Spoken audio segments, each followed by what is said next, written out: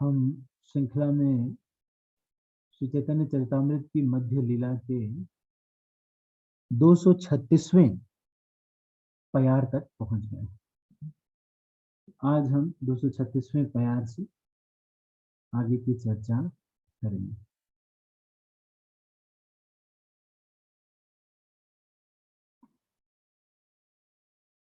मैं इसको शेयर कर रहा हूँ, आप इसको देखिएगा। हम इसको साथ में पढ़ते भी जाते हैं क्योंकि इस तरह से हमारी जो रीडिंग है चैतन्य चरितामृत की ये भी पूरी हो जाएगी। तो साथ में पढ़ने पर ये आसानी से हो जाता है, नहीं तो फिर ये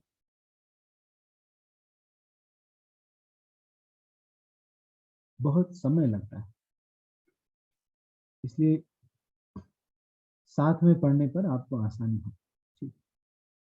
सार्वभौम भट्टाचार्य से ऐसा कहकर श्री चैतन्य महाप्रभु अपने निवास स्थान लौट गए। उस दिन से भट्टाचार्य मुक्त हो गए क्योंकि उनका मिथ्या अभिमान टूट चुका था।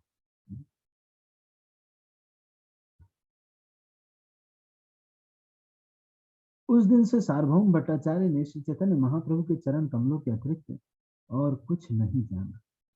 उस दिन से वे केवल भक्ति योग के अनुसार शास्त्रों की व्याख्या करने लगे। सार्वभौम भट्टाचार्य को वैष्णव संप्रदाय में दृढ़ता के साथ अवस्थित हुए देखकर उनके बहनोई गोपीनाथ आचार्य नाचने, ताली बजाने और हरि हरि का उच्चारण करने लगे। अगले दिन भट्टाचार्य जगन्नाथ मंदिर गए, किंतु मंदिर पहुंचने के पहले वे चैतन्य महाप्रभु का दर्शन करने गए। महाप्रभु देखिए, जगन्नाथ मंदिर से पहले चैतन्य महाप्रभु का दर्शन करेंगे।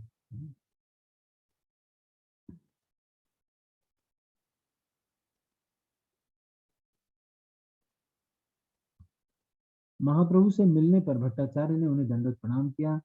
विविध प्रकार से उनकी स्तुति करने के बाद उन्होंने अत्यंत दीन भाव से अपनी एवं पूर्व दुर्मति का वर्णन। तत्पश्चात भट्टाचार्य ने चैतन्य महाप्रभु से पूछा, भक्ति की साधना में कौन सा कार्य सर्वाधिक महत्वपूर्ण है? ये हमारे लिए प्रश्न पूछ रहे हैं। भक्ति की साधना में कौन सा कार्य सर्वाधिक महत्वपूर्ण है? महाप्रभु ने उत्तर दिया कि सबसे महत्वपूर्ण कार्य भगवान के पवित्र नाम का कीर्तन है। भक्ति साधन श्रेष्ठ सुनिते हैला माना, प्रभु उपदेश कैला नाम संकीर्तन। भक्ति को संपन्न करने की 9 विधियां हैं। श्रवण, कीर्तन, स्मरण, वंदन, पाद सेवन, अर्चन, मंगलम, दास्यम, साक्ष्यम, आत्मनिवेदन।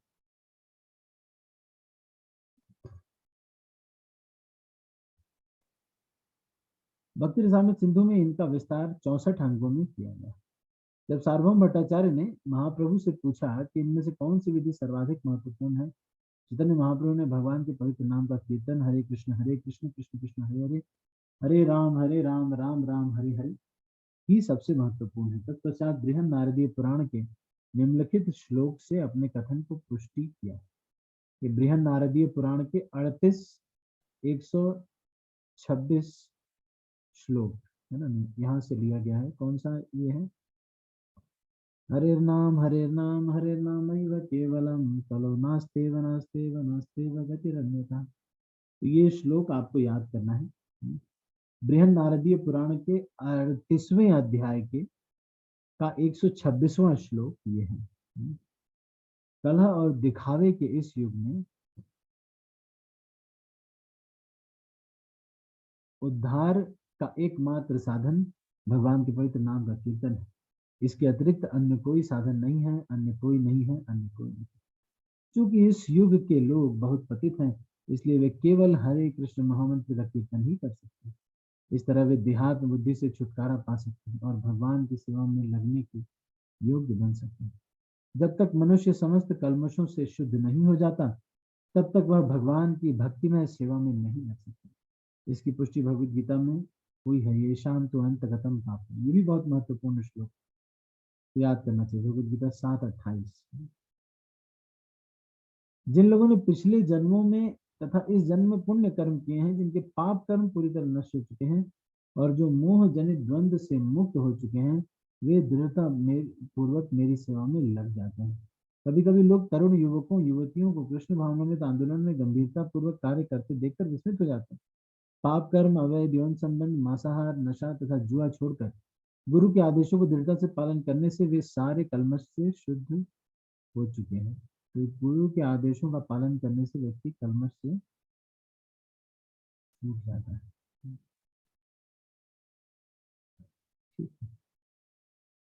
इसलिए वे भगवान की भक्ति में सेवा में पूरी तरह लग गए हैं। इस कलयुग में हर एक कीर्तन अत्यधिक महत्वपूर्ण है। श्रीमद् भागवत में भगवान के पवित्र नाम के कीर्तन करने के महत्व बताया गया है। करे दोष निधे राजन अस्ति एको महान गुना कीर्तना देव कृष्ण से मुक्त संघ परम रजे कृते अध्यायतो विष्णु त्रेतायाम यजतो मखई द्वापरे परिचर्यायाम कलौ तद हरिति। ये भी बहुत महत्वपूर्ण है। दोनों ही श्लोक जो हैं ये बहुत ही महत्वपूर्ण है। कलयुग दोष दोष ही दोष है, लेकिन एक गुण है, भगवान का कीर्तन करने से मुक्ति प्राप्त हो सकती है। और कौन से युग में कौन सा तृतीय ध्यायतो विष्णु त्रेतायाम यजतो मखई द्वापरे परिचर्यायाम कलौ तद हरि कीर्तना। मनुष्य केवल हरे कृष्ण महामंत्र का कीर्तन करके कलमश रहित हो सकता है और भगवत धाम पहुंचने का पात्र बन सकता है। जो आदमी साक्षात्कार सतयुग में ध्यान से, त्रेता में, सतयुग में क्या था? ध्यान। और त्रेता युग में यज्ञ, द्वापर में भगवान की पूजा, अर्चा पूजा। वही कलयुग में क्या है? हरे कृष्ण कृष्ण कृष्ण हरे हरे, हरे राम राम राम हरे हरे। इससे हो सकता है। श्री चैतन्य महाप्रभु ने बृहन नारदीय पुराण के हरे नाम श्लोक की विस्तार से व्याख्या की। सार्वभौम भट्टाचार्य उनकी व्याख्या सुनकर चकित रह गए। गोपीनाथ आचार्य ने सार्वभौम भट्टाचार्य को स्मरण कराया, प्रिय भट्टाचार्य, मैंने आपसे जो कुछ पहले कहा था वह अब घटित हो गया। गोपीनाथ आचार्य ने इसके पूर्व सार्वभौम भट्टाचार्य को बतलाया था कि जब उन्हें महाप्रभु की कृपा प्राप्त होगी तभी वे भक्तियों की दिव्य प्रक्रिया को सही बात समझ सकेंगे। अब यह भविष्यवाणी पूरी हो चुकी थी। अब भट्टाचार्य पूरी तरह वैष्णव बन चुके थे और बिना किसी दबाव के स्वतः सारे नियमों का पालन कर रहे थे। इसलिए भगवद गीता 2:40 में कहा गया है, स्वल्पम धर्म से त्रायते महत्व। केवल थोड़ी सी भक्ति करके मनुष्य महान संकट से बच सकता है। सार्वभौम भट्टाचार्य विकट संकट में थे क्योंकि वे मायावादी दर्शन के कट्टर अनुयायी थे, किंतु किसी प्रकार वे श्री चैतन्य महाप्रभु के संपर्क में आ गए, शुद्ध भक्त बन गए। इस तरह से वे निर्विशेषवाद के महान गर्त में गिरने से बचाने लगे। गोपीनाथ आचार्य को नमस्कार करते हुए भट्टाचार्य ने कहा, मैं आपका संबंधी और आप भक्त हैं, अतएव आपकी कृपा से महाप्रभु ने मुझ पर कृपा की। सबको ये समझ में आ गया था कि सार्वभौम भट्टाचार्य के ऊपर कृपा गोपीनाथ आचार्य की वजह से ही हुई। आप महाभागवत हैं और मैं तर्क शास्त्र के अंधकार में पड़ा हुआ व्यक्ति, किंतु भगवान के साथ आपका संबंध होने के कारण भगवान ने मुझे अपना आशीर्वाद प्रदान किया। तो भक्तों से संबंध होना, कल भी हम इस बात पे चर्चा कर रहे थे कि भक्तों से अगर किसी का संबंध हो जाता है, कोई भक्त है उससे अगर किसी का संबंध हो जाता है, तो फिर आप देखेंगे कि उसको कृपा अवश्य मिलती है। मैंने एक बार आपको ये कहानी भी सुनाई थी। एक बार हमारे एक भक्त गौरांग प्रभु अपने घर पे गए, तो उनके सारे रिश्तेदारों ने उनसे कहा कि बढ़िया से भक्ति करना, कोई दिक्कत हो तो हमें बताना, छोड़ना नहीं है। क्यों? क्योंकि उनको लगा कि ये जो है अच्छे से भक्ति करेगा तो हमारा भी उद्धार होगा। इस तरह से सोचकर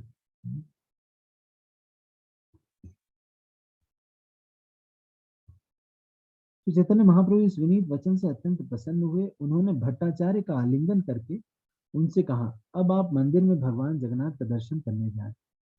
जब भगवान जगन्नाथ के मंदिर के दर्शन के बाद सार्वभौम भट्टाचार्य जगनानंद और दामोदर के साथ घर लौट आए।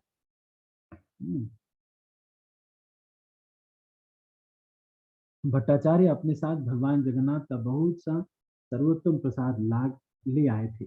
उन्होंने सारा प्रसाद अपने ब्राह्मण सेवक तथा जगन्नाथ जगदानंद और दामोदर को दिया।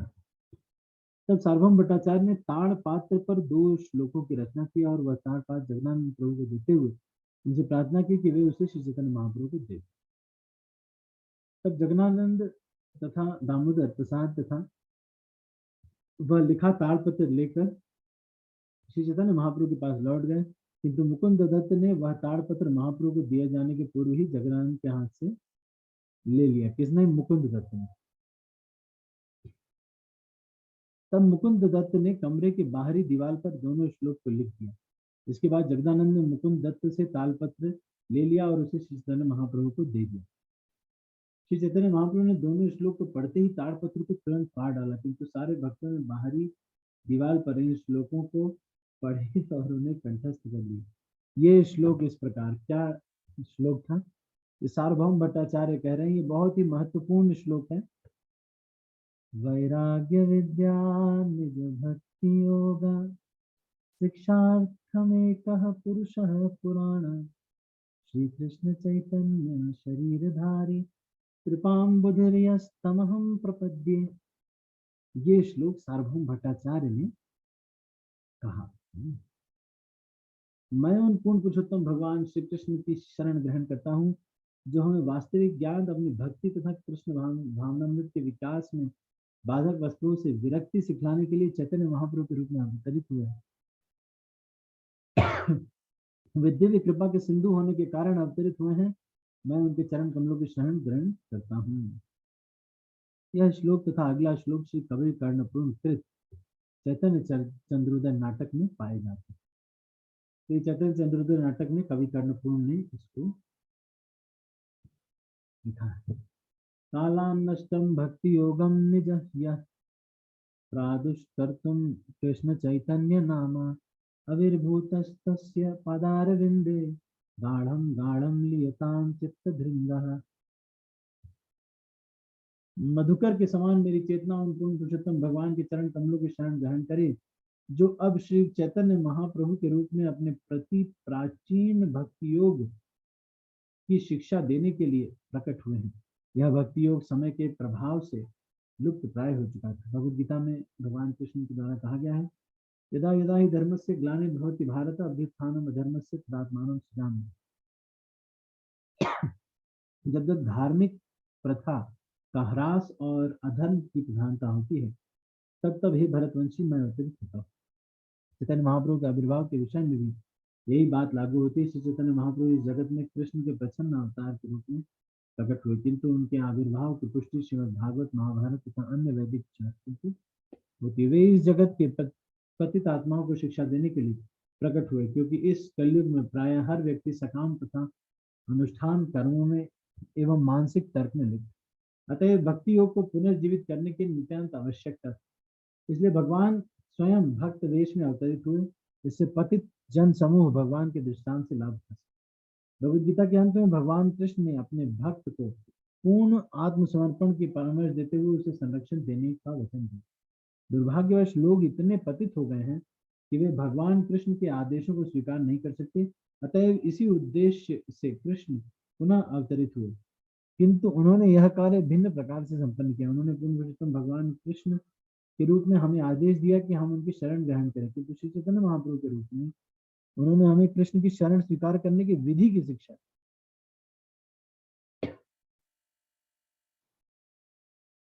इसलिए गोस्वामियों ने उनकी प्रशंसा इस प्रकार की, नमो महावदन्याय कृष्ण बनाए थे। भगवान श्री कृष्ण निश्चय ही परमेश्वर हैं, किंतु वे श्री चैतन्य महाप्रभु के समान उदार नहीं हैं। तो यहाँ पे ये कह रहे हैं कि कृष्ण से भी ज्यादा कृपालु चैतन्य महाप्रभु। भगवान कृष्ण ने महाप्रभु मनुष्य को केवल यही आदेश दिया कि मेरे भक्त बनो, किंतु चैतन्य महाप्रभु ने कृष्ण भावनामृत की विधि वास्तव में सिखलाई। यदि कोई भगवान कृष्ण का भक्त बनना चाहता है तो सर्वप्रथम उसे चैतन्य महाप्रभु का चरण कमलों की शरण ग्रहण करनी होगी।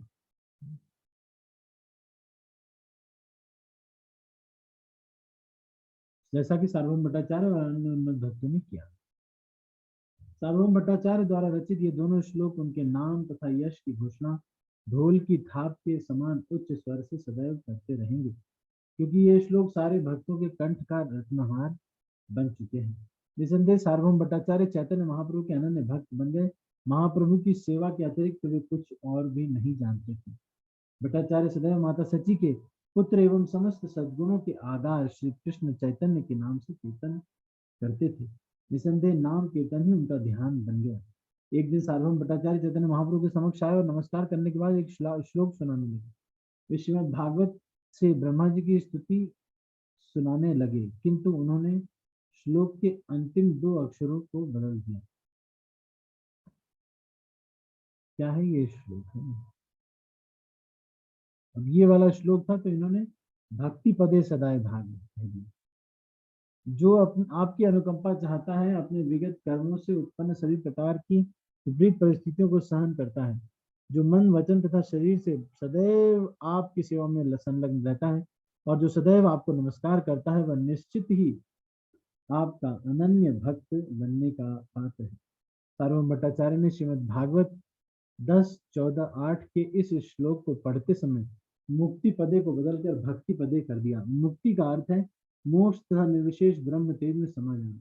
भक्ति का अर्थ है पूर्ण पुरुषोत्तम भगवान की दिव्य सेवा। शुद्ध भक्ति विकसित होने जाने के कारण भट्टाचार्य को मुक्ति पदे शब्द नहीं भारा, जो कि भगवान के निर्विशेष ब्रह्म पहलू का द्योतक है, किंतु उन्हें श्रीमद् भागवत का एक भी श्लोक बदलने का अधिकार नहीं है।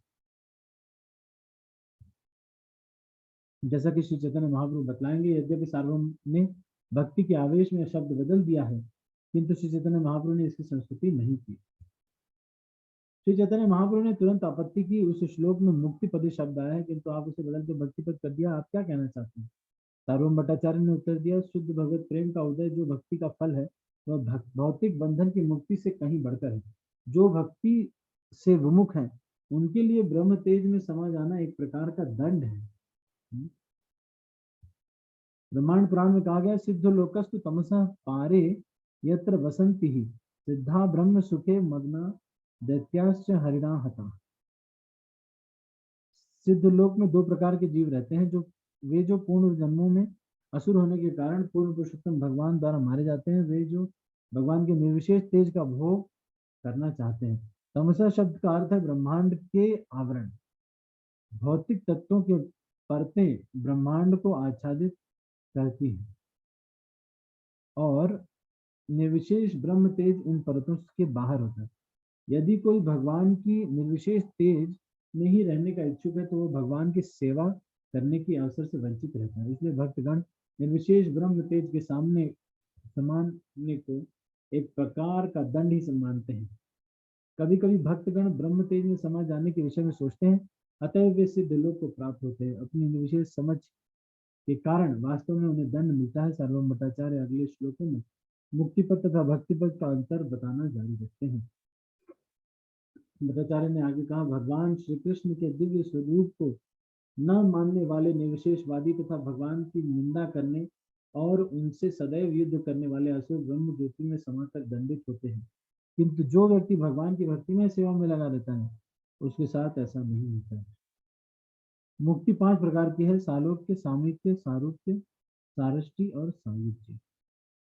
सालोक का क्या अर्थ क्या है? सालोक के अर्थ है भौतिक मुक्ति के बाद उस लोक को जाना जहां भगवान निवास करते हैं। सामीप्य का मतलब है भगवान का पार्षद बनना।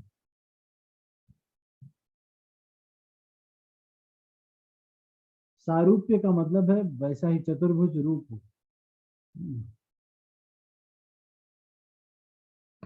और भगवान को जैसा ऐश्वर्य प्राप्त।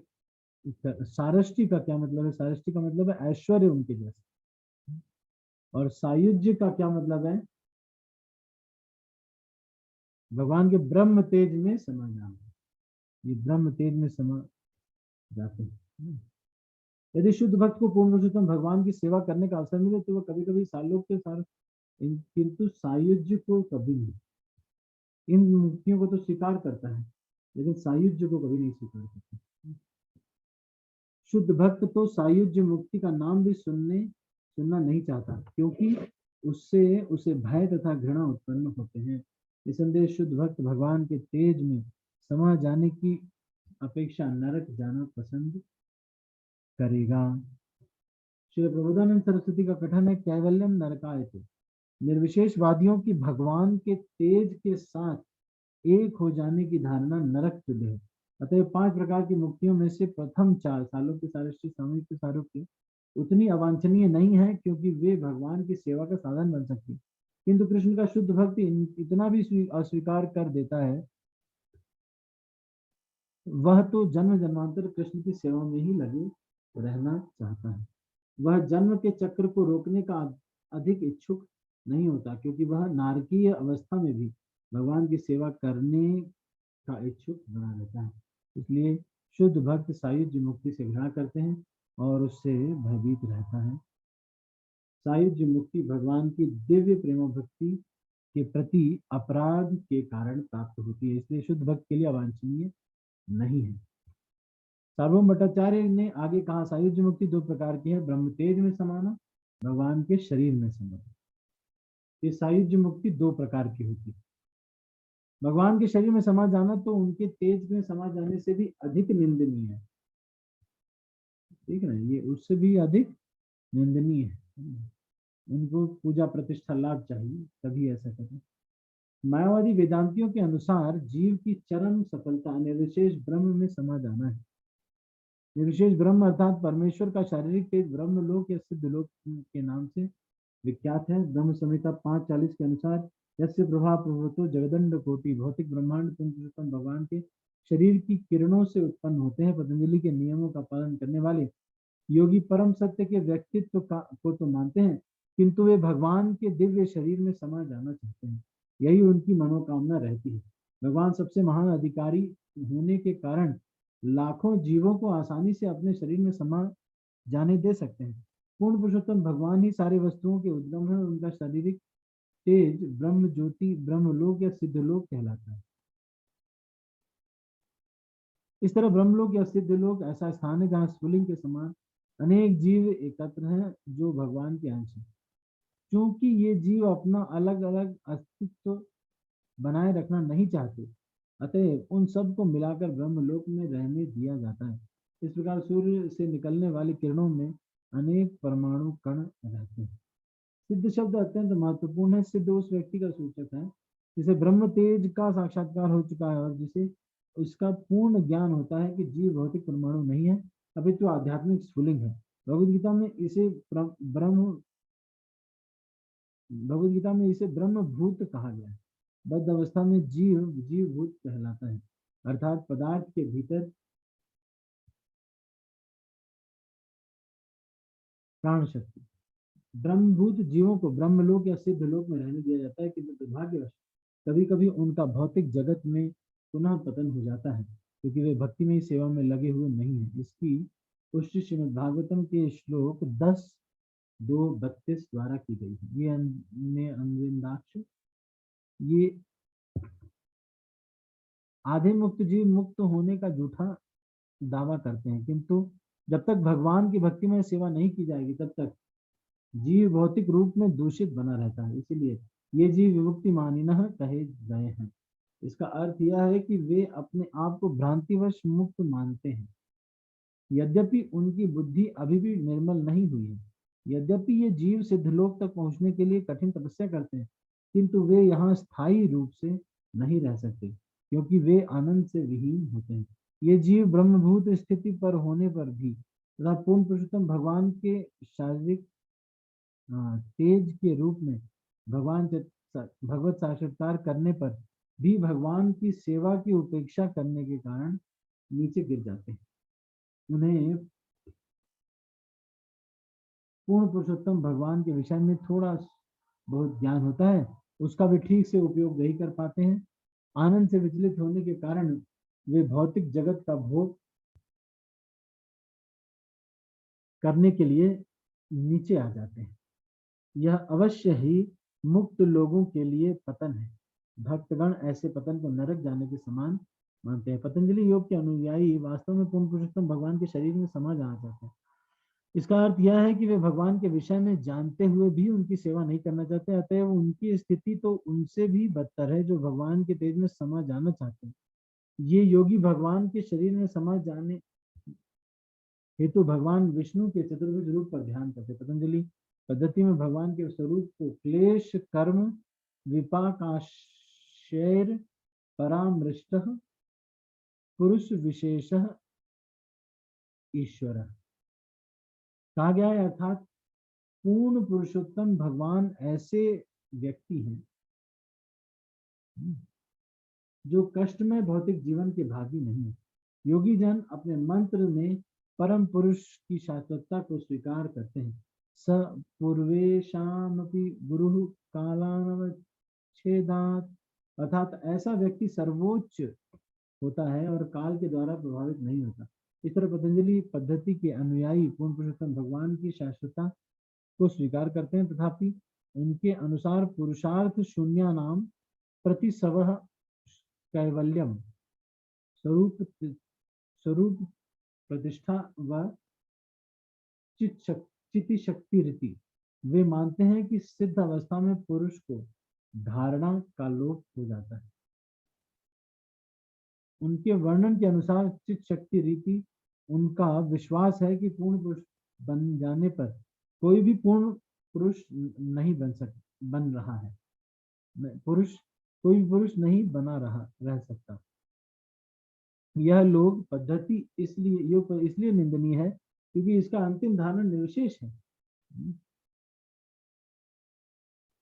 ये योगी प्रारंभ में पूर्ण पुरुषोत्तम भगवान को मानते हैं, किंतु अंत में निर्विशेष बनने के लिए वे इस विचार को त्याग देते हैं। ये सबसे बड़े अभागे हैं, क्योंकि परम सत्य की साकार धारणा से अवगत होते हुए भी वे भगवान की भक्ति में सेवा की अपेक्षा करते हैं और इस तरह पुनः इस भौतिक जगत में आ गिरते हैं। जैसा ऊपर कहा गया, इसकी पुष्टि श्रीमद् भागवत के 10:2-32 में हुई है। आरुह्य पृच्छेन परम पदम ततः पतन्ति अधो नादित युष्मदांग्रयः। भगवान के चरण कमलों की उपेक्षा करने के कारण ये योगी पुनः भौतिक जगत में आ गिरते हैं। अतएव योग का यह मार्ग निर्विशेषवादियों के मार्ग से भी बदतर है। इसकी पुष्टि भगवान कपिल देव के कथन से भी होती है, जो श्रीमद् भागवत के निम्नलिखित श्लोक 3, 29, 13 में व्यक्त हुआ। उसके बाद वो श्लोक आता है जो मैं कल परसों आपको बता रहा था। सालोक्य सारष्टि सामीप्य सारूप्यम एकत्वमपि उत दीयमानं न गृह्णन्ति बिना मत सेवनम जना। सार्वभौम भट्टाचार्य ने अंत में कहा, समस्त प्रकार की मुक्तियां प्रदान किए जाने पर भी शुद्ध भक्त उन्हें स्वीकार नहीं करता। क्यों नहीं करता? वो भगवान की सेवा में लगे रहने से ही संतुष्ट रहता है। श्री चैतन्य महाप्रभु ने उत्तर दिया, मुक्ति पदे शब्द का अन्य अर्थ है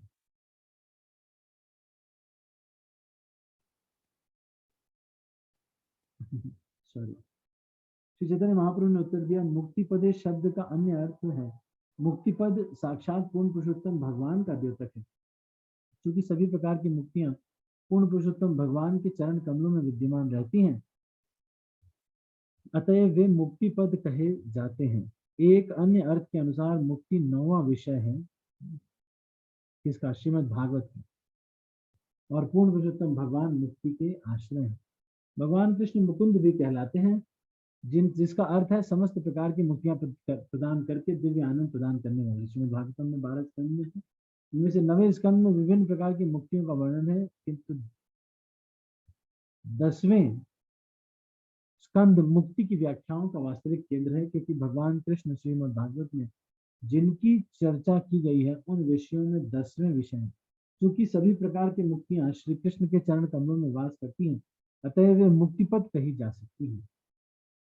श्री चैतन्य महाप्रभु ने कहा, क्योंकि मैं इन दोनों अर्थों से श्री कृष्ण को समझ सकता हूँ, तो फिर श्लोक को बदलने से क्या लाभ? सार्वभौम भट्टाचार्य ने उत्तर दिया, मैं इस श्लोक को वह पाठ नहीं कर पा रहा था। यद्यपि आपकी व्याख्या सही है, किंतु मुक्तिपद पद में असमंजसता होने के कारण इसका प्रयोग नहीं किया जाना चाहिए। मुक्ति शब्द 5 प्रकार की मुक्तियों का द्योतक है, किंतु सामान्यतः इसका अर्थ मुख्य अर्थ सायुज्य की प्रतीति। मुक्ति शब्द की ध्वनि मात्र से मन में घृणा, भय, यहाँ पे कह रहे ना,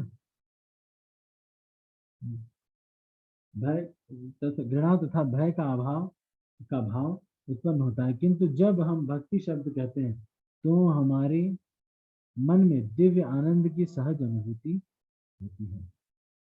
यह व्याख्या सुनकर महाप्रभु हंसने लगे और तुरंत ही उन्होंने अत्यंत प्रसन्नता पूर्वक भट्टाचार्य का दृढ़ आलिंगन किया। जो व्यक्ति मायावाद दर्शन पढ़ने और पढ़ाने में अभ्यस्त था, वही अब मुक्ति शब्द से घृणा कर रहा है। यह सब केवल श्री चैतन्य महाप्रभु की कृपा से संभव हुआ।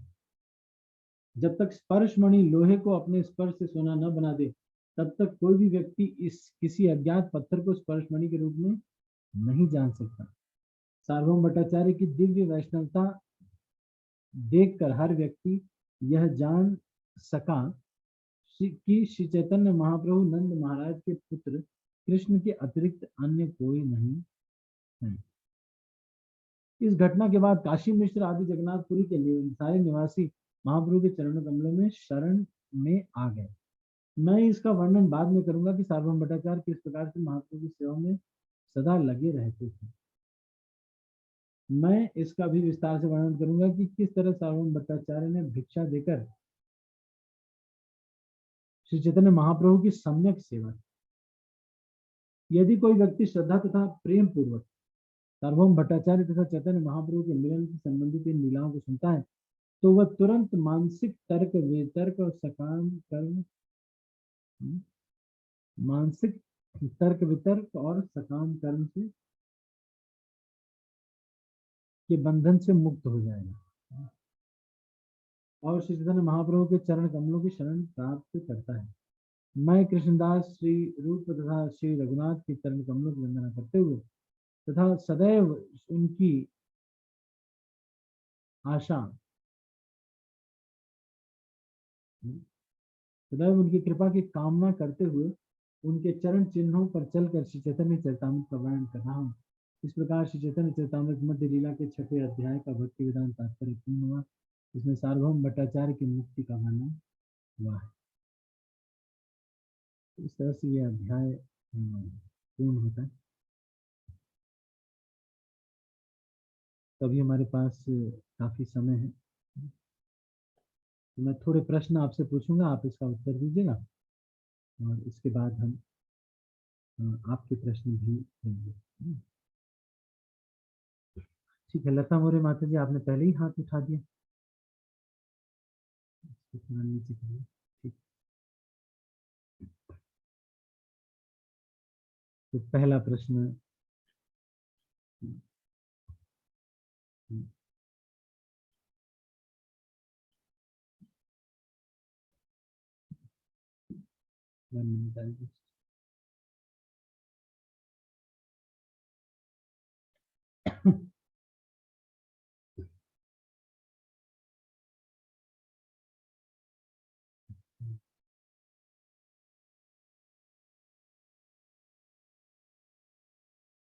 जब चैतन्य महाप्रभु से सार्वभौम भट्टाचार्य ने पूछा कि भक्ति की साधना में कौन सा कार्य सर्वाधिक महत्वपूर्ण है, तो सबसे इम्पोर्टेंट क्या है भक्ति की साधना में, तो कौन बताएगा?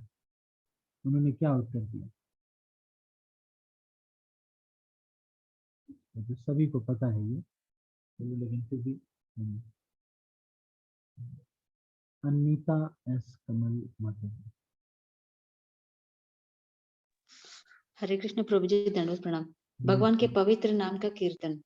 हरे कृष्ण कृष्ण कृष्ण हरे हरे, हरे राम राम राम हरे। ये सबसे इम्पोर्टेंट भगवान के नाम का कीर्तन करना। हम लोगों को भी नाम साधक बनना है। तो बात तो सही है, शरीर कभी कभी साथ नहीं भी देता है, लेकिन फिर भी हमको प्रयास तो जरूर करना है। देखो, और कुछ प्रयास कर भी तो नहीं सकते, और क्या प्रयास करें? और कुछ प्रयास करने योग्य है भी तो नहीं इस दुनिया में। आखिर किसके लिए मेहनत करें, ये प्रश्न एक उठता है। कई बार कुछ लोग ये सोचते भी हैं कि किसकी सेवा करें। इस शरीर की तो सेवा कर नहीं सकती, तो कुछ दिन बाद खत्म ही हो जाएगा। गुरु की सेवा में भी उतनी रुचि नहीं है। और कंपनी वाले और जो दुनिया के लोग हैं, वो तो जो हमारे परिवार के लोग हैं, वो तो ये सोच रहे हैं कि भाई चलो काम करेगा, मुझे फायदा होगा। तो जब सारे मतलबी हैं तो किसकी सेवा करें? तो आपका यही नेचर है, आप सेवा आपको करना ही पड़ेगा। आप सोचो कि मैं किसी की सेवा नहीं करूंगा, बस सेवा करवाऊंगा, तो हो नहीं पाएगा, किसी न किसी की तो करनी पड़ेगी। ठीक है। तो ये जो हरेर नाम हरेर नाम हरेर नामैव केवलम, ये श्लोक है, ये बृहन नारदीय पुराण में कौन से नंबर का श्लोक है?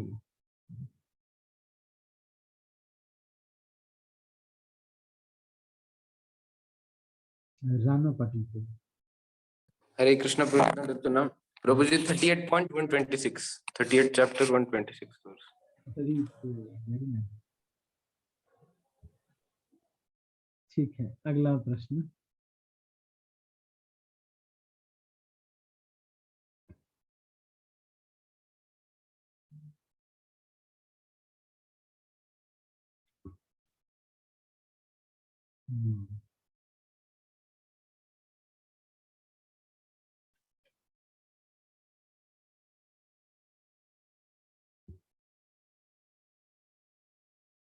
जब सार्वभौम भट्टाचार्य ने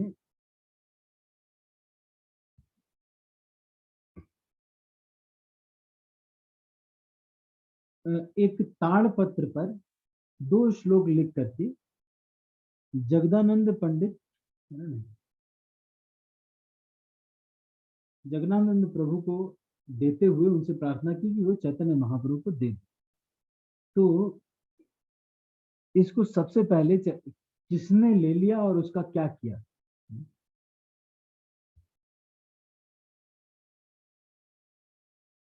संजनी राधिका। हरे कृष्ण प्रभु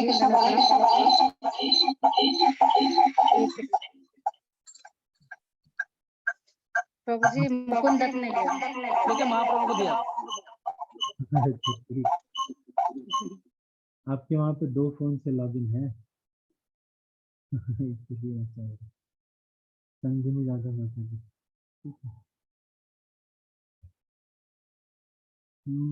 मुकुंद दत्त को दिया। मुकुंद दत्त को दिया। तो मुकुंद दत्त ने उसको उनके हाथ से ले लिया और उसको दीवार पे उन दोनों श्लोकों को लिख दिया। वो श्लोक थे वैराग्य विद्या निज भक्ति योगा, ये श्लोक है। तो ये सब जो मैं कह रहा हूँ, ये याद करने वाले श्लोक हैं। आप भी इसको याद करने का प्रयास कर सकते हैं। वैराग्य विद्या निज भक्ति योग शिक्षार्थमेकः पुरुषः पुराण श्री कृष्ण चैतन्य शरीरधारी कृपां बुधिर्यस्तमहं प्रपद्ये। ये कवि कर्णपुर के चैतन्य चंद्रोदय नाटक में भी ये श्लोक पाया जाता है। ठीक है।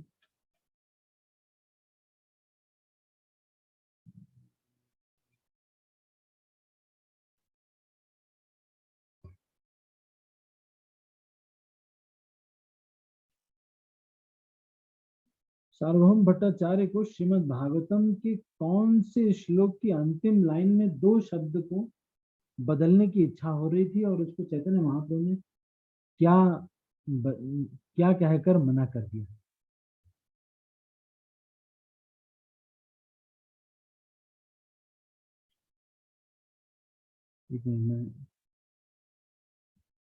पिछले वाले हाथ में ये। अब हैंड रेस करना। कौन से 2 शब्द थे श्रीमद् भागवतम के? अब आप हैंड रेस कर सकते हैं। संधिनी राधा माता जी।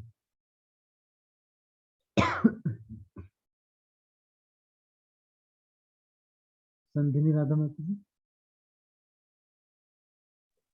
हरे कृष्ण एक से डिस्कनेक्ट करना पड़ेगा। मुक्ति पदे और भक्ति पदे। मुक्ति पदे और भक्ति पदे। तो उनको ये मुक्ति पदे शब्द ठीक नहीं लग रहा। तो वो भक्ति पदे इसको करना चाहते हैं। ठीक है, तो ये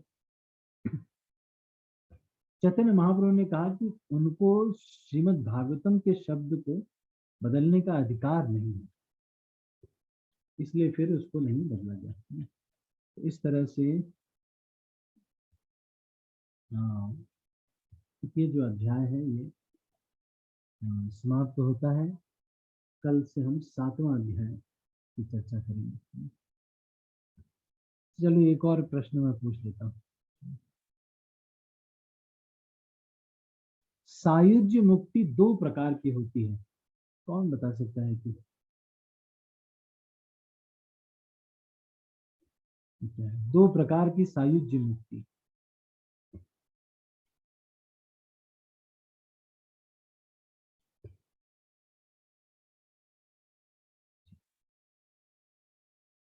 आशा आर्या माता जी।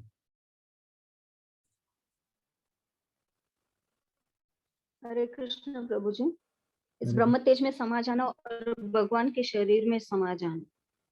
हरि बोल। 2 प्रकार की सायुज्य मुक्ति, एक तो ब्रह्म तेज में समा जाना, उसको भी कहते हैं और इसको भी कहते हैं। लेकिन कौन सी वाली ज्यादा खतरनाक है? जो भगवान के शरीर में समाने वाली है, तो वैष्णव लोग उसको ज्यादा खतरनाक मानते हैं। ठीक है, तो अभी एक लास्ट प्रश्न पूछेंगे, बस इसके बाद फिर हम इसको क्लोज करेंगे। श्रीमद् भागवतम में कितने विषय हैं और उसमें 9वें स्कंद में और 10वें स्कंद में किन विषयों पर चर्चा हुई? एकदम ये इम्पोर्टेंट और बहुत ही डिफिकल्ट प्रश्न है, श्रीमद् भागवत जो कि हमने डिस्कस नहीं किया, कुछ चीज इसमें से डिस्कस नहीं की। अनिता एस कमल हरे कृष्ण प्रभु जी, दंडवत प्रणाम। प्रभु जी, मुक्ति के 9 विषय हैं प्रभु जी, और जिनमें से 9वें स्कंद में विभिन्न प्रकार की मुक्तियां का वर्णन है और 10वें स्कंद में मुक्ति की व्याख्याओं का वास्तविक केंद्र है प्रभु जी। आशा आर्य माता जी, आपका क्या विचार? हरे कृष्ण प्रभु जी। यहाँ पर मुक्ति पद यानी साक्षात पूर्ण पुरुषोत्तम भगवान का द्योतक है। अच्छा, ठीक है। और मेरा प्रश्न कुछ और है, एक बार मेरा तर्क वितर्क नहीं, जो भी मैंने अंडरलाइन किया वो नहीं है। मेरा प्रश्न कुछ है रामचंद्र देव सर। प्रभु जी, और है ना इसमें 5 प्रकार के ध्वनि से। एक मिनट मात्र, रामचंद्र देव प्रभु। प्रभु हरे कृष्णा, दंडवत प्रणाम। प्रश्न नहीं सुना प्रभु जी। अच्छा, ठीक, मैं बताता हूँ, एक मिनट। मेरा प्रश्न फिर से मैं सबके हाथ नीचे कर रहा हूँ। मेरा प्रश्न ये है कि श्रीमद् भागवत में कितने विषय हैं और इसमें से 9वें स्कंद में और 10वें स्कंद में किन विषयों के बारे में बताया गया? आज के लेक्चर में बहुत अच्छे से नहीं बताया है, पर मैं देख रहा हूँ आपका जनरल नॉलेज भी तो थोड़ा होना चाहिए, और भी जगह पे आप सुनते रहते हैं। संधिनी राधा माता जी। प्रभु जी, आरोह कृच्छेण परम पदम, ये है क्या प्रभु जी श्लोक है श्रीमद् भागवतम से? नहीं, कोई बात नहीं, आपने प्रयास किया, बहुत अच्छा लगा। रामचंद्र देव प्रभु। प्रभु जी 10वां स्कंद तो रासलीला का स्कंद है ना प्रभु जी? नहीं, नहीं, ठीक है, ठीक। और मेरे प्रश्न को फिर से मैं दोहराता हूँ, श्रीमद् भागवतम में कितने विषय हैं? इसमें 10वां जो स्कंद है और 9वां स्कंद है, इसमें कौन से विषय पर चर्चा हुई? आशा आर्य माता जी। Prabhu ji, it's not clear to me. Okay, no problem. और एक तो क्या है लाइक मानसिक उसमें है ना तर्क वितर्क सकाम कर्म और है ना 5 प्रकार की ध्वनि से फिर वो घृणा के बारे में exactly I don't know which is the answer for this. Okay. No problem. Whatever I have underlined, that is not the answer. This is something different from the total. Umesh Prabhu, आप जानते होंगे वैसे. हरे कृष्ण प्रभु जी, मैं जानता तो नहीं है एक्चुअली, आपने जो परपट में पढ़ाया था वो मेरे सामने खुला हुआ है, बस इसीलिए वहां से बोल रहा हूँ प्रभु जी. प्रभु जी इसमें लिखा हुआ है कि in Srimad Bhagavatam is divided into 12 cantos and 9th cantos. Different kinds of mukti are described. In the 10th canto, actual center of all discussions of mukti, which is supreme personality of Godhead. अब terminology आपको नहीं, आप सब लोग को सब पता तो है उसका. एक मिनट म्यूट कर लो. अनीता आर्य माता जी, म्यूट कर दीजिए.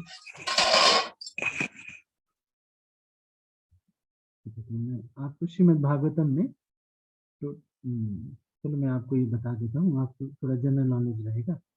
कभी कोई पूछेगा तो आप बता भी सकते हो. श्रीमद् भागवतम में 10 विषय.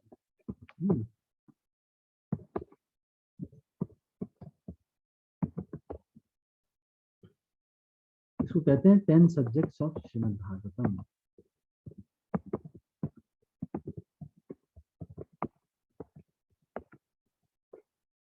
जो मैं ये बताता हूँ, जब ये लेक्चर होता है तब आपको ना ज्यादा याद नहीं होगा.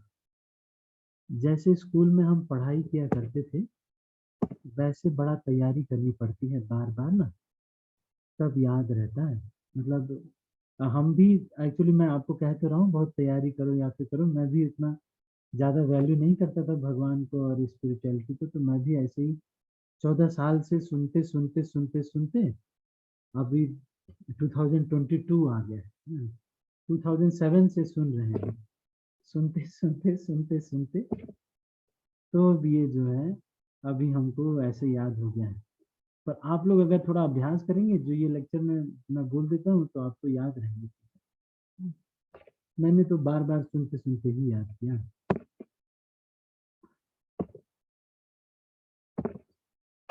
श्रीमद् भागवतम के ये 10 विषय हैं, 10 सब्जेक्ट्स ऑफ श्रीमद् भागवतम. अत्र क्या बताया गया? अत्र मतलब यहाँ पर श्रीमद् भागवतम में सर्गो विसर्ग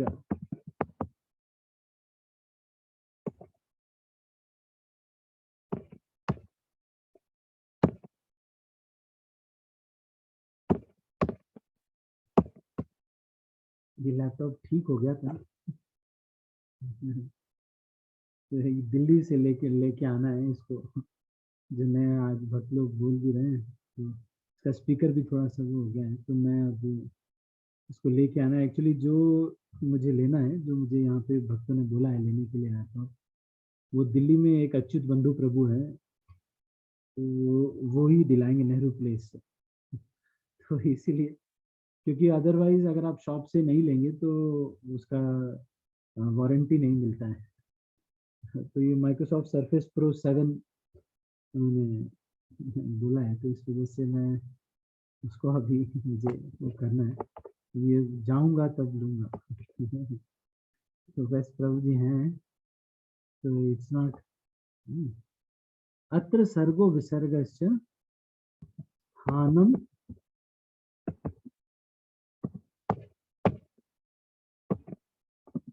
पोषणम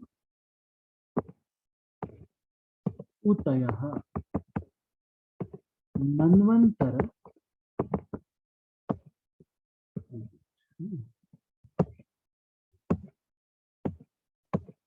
ईशानुकथा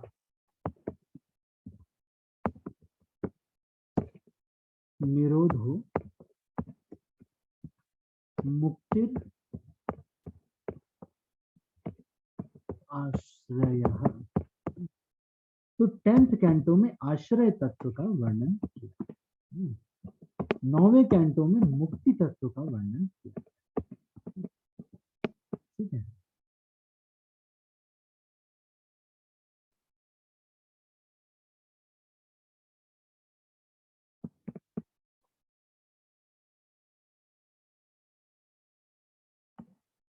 ओहो, तो ये निरोध हो मुक्तिर, तो इस तरह से हुआ ना ये अत्र, तो वो हो गया। फर्स्ट इज सर्ग, सर्ग है ना, नहीं सर्ग, विसर्ग, दूसरा विसर्ग है।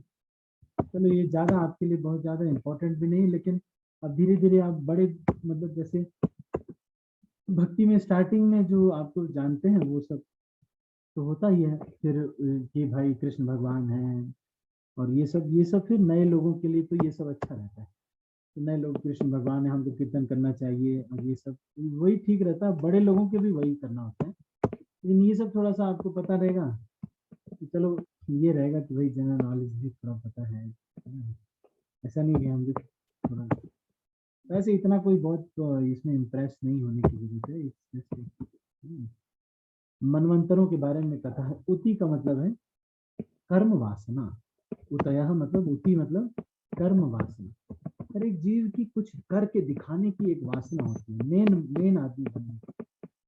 तो ये जो है उतयः, मनवंतर ईशान कथा।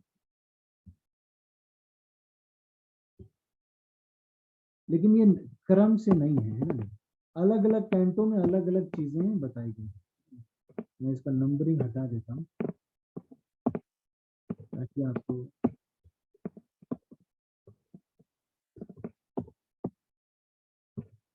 ये नहीं होता है।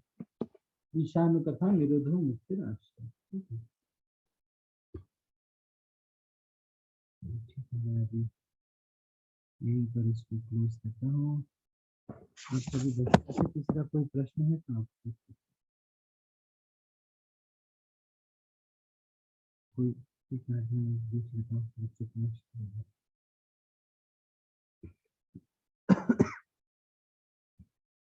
राणा पाटिल प्रभु, आपका कोई हरे प्रश्न कृष्ण प्रभु। है? था प्रभु जी जो सुबह मध्वाचार्य की आपने बोली थी कि मतलब वो 5 प्रकार के जीव जीव भेद, जीव ईश्वर भेद, उसमें जड़ जड़ भेद प्रभु जी समझ नहीं आया। जड़ जड़ भेद मतलब जो वस्तु है, जैसे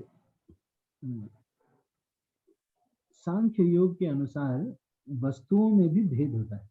मतलब ये अलग अलग भिन्न प्रकृतियां हैं, जैसे कि पृथ्वी तत्व है ना। तो किसी वस्तु में अगर पृथ्वी तत्व, जैसे ये देखो मेरा ये कमंडल है ना, ये कमंडल, हमारे पास ये वाला कमंडल होता है।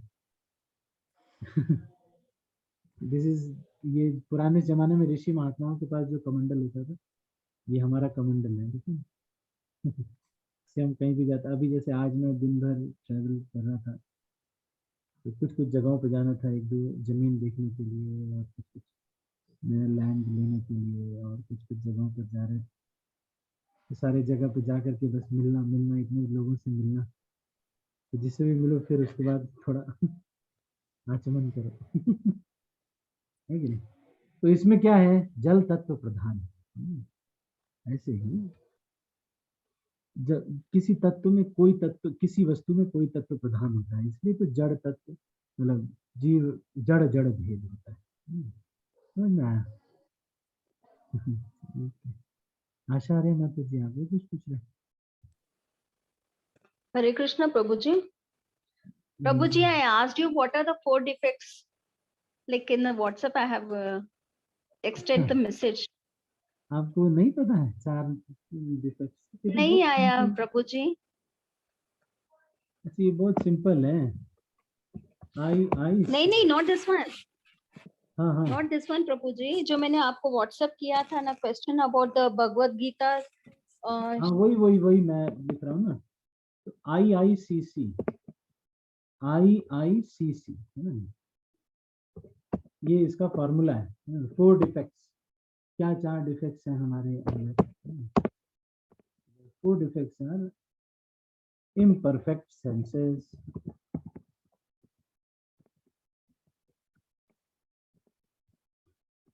to be illusioned,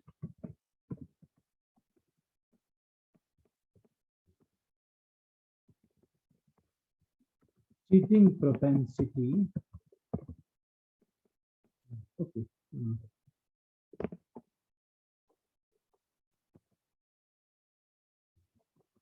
committing mistakes.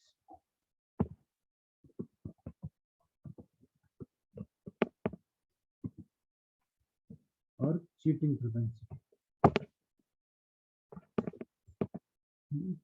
इसको संस्कृत में कहते हैं भ्रम, प्रमाद, विप्रलिप्सा, कर्णपाठव.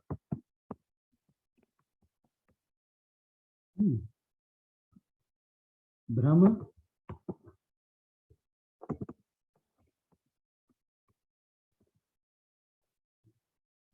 प्रमाद,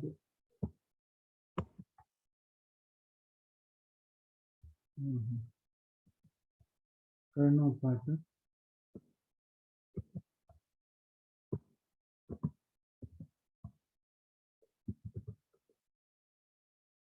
विप्रलिप्सा.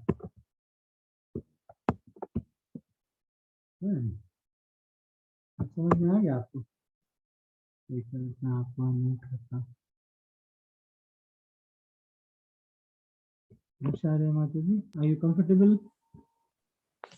Like Prabhuji, here cheating everything is okay, but to be illusion, what is this actually exactly? Like to know the Brahma or? Okay. जब आपकी इंद्रियां अपूर्ण रहती हैं तो आप फिर भ्रम होता है. अपूर्ण इंद्रियां है ना, पूर्ण मतलब देखने वाली इंद्रियां पूरा देख नहीं सकती, तो थोड़ी दूर तक देखती हैं. सुनने वाली शक्तियां थोड़ा बहुत सुन सकती हैं, ज्यादा नहीं सुन सकती. तो ये अपूर्ण इंद्रियों की वजह से हम भ्रमित होते हैं. जब हम भ्रमित होते हैं, टू बी इल्यूजन, भ्रमित होते हैं, फिर हम कमिटिंग मिस्टेक्स, हम गलतियां करते हैं. और जब गलतियां करते हैं, ठीक है चलो आज हमारे पास बहुत टाइम है.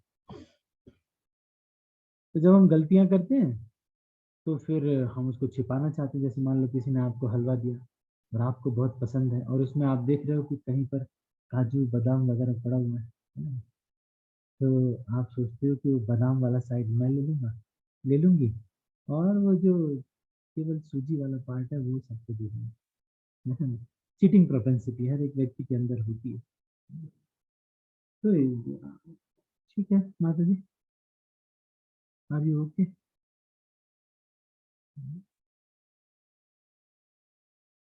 What I was thinking, Prabhuji, like the 4 defects might be ego or envious nature or lying or inferior complex. I was thinking those things, Prabhuji. Because even in the whole purport, I did not get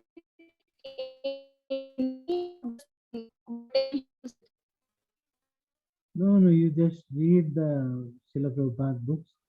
आप अभी बस कहीं जाइएगा मत, तो पढ़ते रहिएगा शास्त्रों को, आपको बहुत आनंद आएगा. ये जो संस्था है ये बड़ी प्रामाणिक संस्था है. इस्कॉन इज ए वेरी बहुत अच्छा यहाँ पर ज्ञान मिलता है, और जो भी यहाँ पर बताया जाता है ये बहुत कुछ सत्य है. तो और ये लोग बेवकूफ नहीं बना रहे. सबसे बड़ी जो बात है वो ये है कि बाकी बहुत सारे जगहों पर बेवकूफ बहुत बनाया जाता है, तो इस्कॉन में आपको बेवकूफ नहीं बनाया जाता है. भक्त हो सकता है भले कोई भक्त ऐसे निकल जाए 30 वो क्या बोलते हैं ना उसको, नटवर लाल. सब भक्त नहीं, कुछ कम भक्त भी हैं. सब हमारे अरे अमोघ लीला प्रभु कहते हैं सब भक्त नहीं, कुछ कम भक्त भी है. तो हो सकता है एक दो ऐसे मिल जाते हैं, हो जाता है, लेकिन otherwise philosophy is very nice and the content is very nice. Books are very nice. Acharya आप थोड़ा पढ़िए, अभी पढ़ेंगे आप धीरे धीरे कर लीजिए. मैं भी तो ऐसे ही था जैसे हम भक्त हैं, और कोई बहुत ज्यादा बड़े थोड़ी है, ऐसे ही पढ़ रहे हैं, हम भी पढ़ रहे हैं, और क्या. रामचंद्र प्रभु आपको कोई प्रश्न है? प्रभु हरे कृष्ण, धन्यवाद प्रणाम प्रभु जी. बोलिए. प्रभु जी आपने लैपटॉप अभी नहीं लिया है क्या? ले लिया है. सोच रहे थे आप ले लिए लेकिन हमको बताए नहीं. नहीं ऐसा नहीं है, ले लिया है, बस उसको ले लेना है बस अभी. अच्छा ले लिया, ले लेना है. और एक बात प्रभु जी. हाँ जी बताइए. हाँ बोलिए बोलिए प्रभु जी. हाँ बोलिए, आप बोलिए. आज आप जमीन देखने गए थे प्रभु जी? हाँ, जमीन देखने गए थे। तो अब ये है कि सीएम से बात करना है अभी। अच्छा, ये आश्चर्य की बात है प्रभु जी, आप जमीन देखने गए थे, हम सेंटर के लिए फ्लैट देखने गए थे। अच्छा, कहाँ पर? ये यहाँ से थोड़ी दूरी पे प्रभु जी।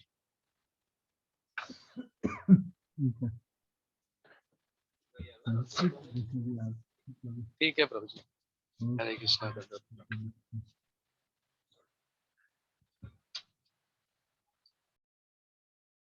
ठीक है, हम अभी इसको यहीं पर क्लोज करते हैं। आप सभी भक्तों का बहुत बहुत धन्यवाद। हरे कृष्णा। श्रील प्रभुपाद की जय। गौर भक्त वृंद की जय। सब भक्तों के कर रहा हूँ और फिर इसको मीटिंग को क्लोज कर। हरे कृष्ण प्रभु दंडवत प्रणाम। हरे कृष्णा प्रभु जी दंडवत प्रणाम। हरे कृष्ण प्रभु जी कृष्ण दंडवत प्रभु जी दंडवत प्रणाम। दंडवत प्रणाम। हरे कृष्ण प्रभु जी दंडवत प्रणाम।